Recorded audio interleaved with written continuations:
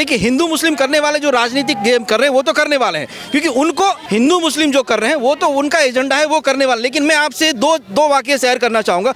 अभी मिस्र के जो राष्ट्रपति भारत में आए थे 26 जनवरी को, मुख्य अतिथि हमारे, तो उन्होंने जब जो 50 झांकियाँ देखी 26 जनवरी की परेड में, तो उन्होंने कहा कि इतना सारा जो रिच कल्चर भारत के अंदर है, जहाँ पे हर ज्ञाति को, मुस्लिम हिंदू सिख सबको उन्होंने एक लेवल दे के रखा है। ठीक है, तो आप भारत में जो मुस्लिम हैं उनसे उन्होंने आह्वान किया कि भाई आप, भारत आपका देश है, आप भारत में आपको इतनी इज्जत मिल रही है, जितनी इज्जत मुसलमानों को भारत में मिली है उतनी इज्जत और किसी ईरान कंट्री में, अरेबिक कंट्री में नहीं मिल रही है। तो उन्होंने आह्वान किया वहाँ पे जाने के बाद कि भाई आप भारत का साथ दो, आप भारत के मुस्लिम हो, आप भारत का साथ दो, आप सनातनी हो, मुस्लिम धर्म भले आपने अपना, लेकिन आपका मूल धर्म सनातन है। ये मिस्र के राष्ट्रपति ने कहा है, हम नहीं कह रहे। एक सभ्य संस्था जो हिंसा में नहीं मानता है। ठीक है, हमारा सनातनी सभ्यता का कॉन्सेप्ट है कि वसुदेव कुटुंबकम। उसमें हम कहते हैं कि पृथ्वी पर रहने वाला हर जीव, इंसान और जानवर, वो एक ईश्वर की संतान है। तो हम पूरा एक पृथ्वी, हम एक परिवार मानते हैं। ठीक है, तो हम इस सनातनी सभ्यता के हमारे संस्कार है कि हम किसी भी धर्म का हो, हम उसे अपना भाई मानेंगे। लेकिन जो अज्ञानी है, जो सनातन धर्म को नहीं समझता है, वो सनातन धर्म को डैमेज करने के लिए हमेशा तत्पर रहता है, जैसे कि इस्लाम है, क्रिश्चियनिटी है। ठीक है, मैं आपसे एक वाकया और शेयर करना चाहूँगा कि जब इस्लाम वजूद में आया आज से 1400 साल पहले, तो उसको जो 57 देश उन्होंने इस्लाम तलवार के जोर पे बनाया, उसको कवर करने के लिए उनको सिर्फ 22 से 25 साल लगे थे। ठीक है, यूरोप में जब क्रिश्चियनिटी आई तो उनको 50 साल लगे, लेकिन जब भारत में इस्लाम आया तो उन्होंने 800 साल तक आतंक मचाया, 300 साल तक अंग्रेजों ने आतंक मचाया। उसके बावजूद भी आज हम सनातनी 85% है इस भारतवर्ष में। तो ये सनातन की ताकत है। हमारा जो टॉलरेंस है वो आम जनता नहीं समझ पाएगी, जिसको जो सनातन को नहीं समझ पाता है वो हमेशा इसको डैमेज करने के उसमें रहेगा। एक बार फिर से आप सभी का स्वागत है और शुरू करते हैं राजनीति से। राजनीति ने एक ऐसा मुद्दा पकड़ लिया है जिसको लेकर लोगों का कभी खून गर्म हो जाता है तो कभी वाहवाही होती है। आज का मुद्दा रामचरितमानस है। जिस तरह से रामचरितमानस पर सवाल खड़े किए हैं, मैं सीधे जनता से पूछना चाहती हूँ बिना किसी सवाल के, सर ये राजनीति है या क्या चल रहा है हमारे देश में, जो धर्म को एक मुद्दा बना के वोट बटोरने के और जनता के सीने में घाव देने का सिलसिला शुरू कर दिया है? देखो, लोगों की धार्मिक भावना को आहत करने का एक षड्यंत्र जैसा ही है इसमें।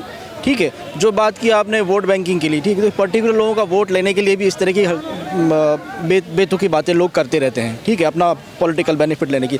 लेकिन सबसे पहले मैं आपसे ये कहना चाहूँगा, सबसे पहले रामचरितमानस क्या, इस चीज़ को तो समझो।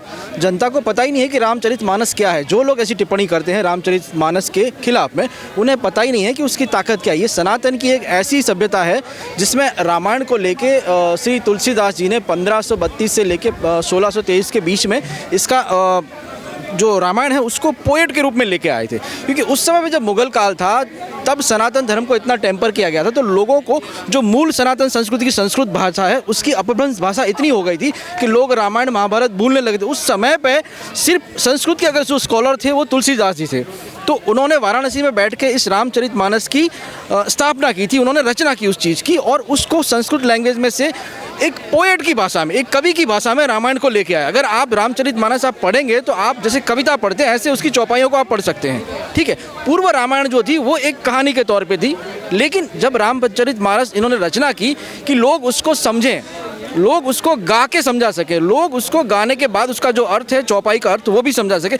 उस रचना का इतना जो बहुत बेहतरीन रचना जो इन्होंने की है तुलसीदास जी ने, वो एक जो संस्कृत का और सनातनी सभ्यता का जो स्कॉलर है वही कर सकता है। और उन्होंने उस जमाने में करके दिखाया कि जब मुगल आक्रांताओं की वजह से कि भारत की सनातनी संस्कृति को डैमेज किया जा रहा था। ठीक है, अब मैं आपसे एक बात और शेयर करना चाहूँगा कि हमारा जो हनुमान चालीसा है उसकी रचना भी तुलसीदास जी ने की है। उसका भी एक मैं आपको वर्णन शेयर करना चाहूँगा कि जब अकबर ने तुलसीदास जी को अपने दरबार में बुलाया और अकबर के लिए उन्होंने उनके सम्मान में कुछ रचनाएं लिखने के लिए बोला, तो उन्होंने मना कर दिया कि बोले आप विधर्मी हो, मैं सिर्फ रामायण में सिर्फ राम भक्ति करता हूँ, मैं किसी विधर्म के लोगों का मैं कोई भक्ति नहीं करूँगा।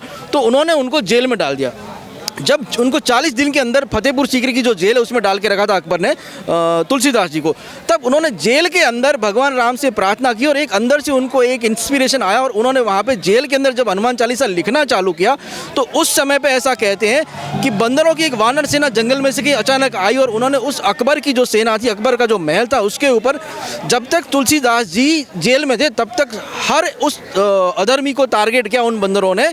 अब ये सोचने वाली बात है, क्यों अधर्मी को टारगेट किया, क्यों किसी हिंदू को और किसी सनातनी को टारगेट नहीं किया? तो ये एक उस सनातनी ताकत जो हमारा जो बिलीफ है भगवान राम के तौर पे, उसकी एक पावर है। वो देखिए कि जब उन्होंने जेल में बैठ के हनुमान चालीसा लिखा, तो कहीं ना कहीं आप इसको ऐसा कह सकते, जब वानरों ने हमला किया अकबर के उस महल के ऊपर, तो उतना डैमेज किया कि अकबर को उनको रिहा करना पड़ा। कि सर किसी स्कॉलर ने उनसे कहा कि अकबर, आपने जिस बंदे को जेल में बंद किया है वो राम भक्त है, ठीक है, क्योंकि राम एक ऐसे अवतार थे। उन्होंने तुलसीदास जी का ये कहते हैं कि तुलसीदास चंदन घिसे तिलक करे रघुवीर, ठीक है।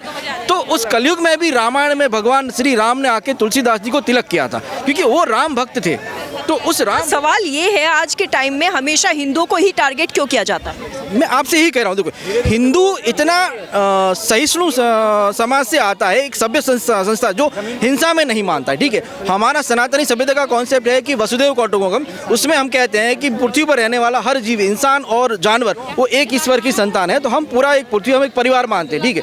तो हम इस सनातनी सभ्यता के हमारे संस्कार है कि हम किसी भी धर्म का हो, हम उसे अपना भाई मानेंगे। लेकिन जो अज्ञानी है, जो सनातन धर्म को नहीं समझता है, वो सनातन धर्म को डैमेज करने के लिए हमेशा तत्पर रहता है। जैसे कि इस्लाम है, क्रिश्चियनिटी है, ठीक है। मैं आपसे एक वाक़या और शेयर करना चाहूँगा कि जब इस्लाम वजूद में आया आज से 1400 साल पहले, तो उसको जो 57 देश उन्होंने इस्लाम तलवार के जोर पे बनाया, उसको कवर करने के लिए उनको सिर्फ 22 से 25 साल लगे थे, ठीक है। यूरोप में जब क्रिश्चियनिटी आई तो उनको 50 साल लगे, लेकिन जब भारत में इस्लाम आया तो उन्होंने 800 साल तक आतंक मचाया, 300 साल तक अंग्रेजों ने आतंक मचाया। उसके बावजूद भी आज हम सनातनी 85% है इस भारतवर्ष में। तो ये सनातन की ताकत है। हमारा जो टॉलरेंस है वो आम जनता नहीं समझ पाएगी, जिसको जो सनातन को नहीं समझ पाता है वो हमेशा इसको डैमेज करने के उसमें रहेगा। क्योंकि हम प्रकृति की पूजा करते हैं, हम इंसानियत की पूजा करते हैं, हम जो बाबा शास्त्री जी ने कहा है कि वो आने वाले समय में हिंदू राष्ट्र चाहते हैं, आपको क्या लगता है आने वाले समय में ऐसा हो पाएगा?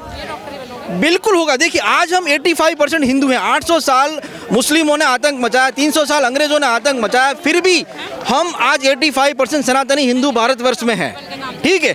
आप जो 57 देश हैं उनको कवर करने में मुस्लिमों को सिर्फ 25 साल लगे थे, और यूरोप को कवर करने में क्रिश्चियनों को 50 साल लगे थे। लेकिन 800 साल यहाँ पर डैमेज करने के बाद भी आज सनातन धर्म अखंडता से खड़ा हुआ है, एकजुट होकर खड़ा हुआ है। तो ये सनातनी सभ्यता भारतवर्ष जो है वो हिंदू राष्ट्र ही है। आपको नहीं लगता कि हिंदू मुस्लिम करके या फिर तीसरी पार्टी को लेकर कहीं ना कहीं राजनीति का खेल खेला जा रहा है? देखिए हिंदू मुस्लिम करने वाले जो राजनीतिक गेम कर रहे हैं वो तो करने वाले हैं, क्योंकि उनको हिंदू मुस्लिम जो कर रहे हैं वो तो उनका एजेंडा है, वो करने वाले। लेकिन मैं आपसे दो वाक़ये शेयर करना चाहूँगा।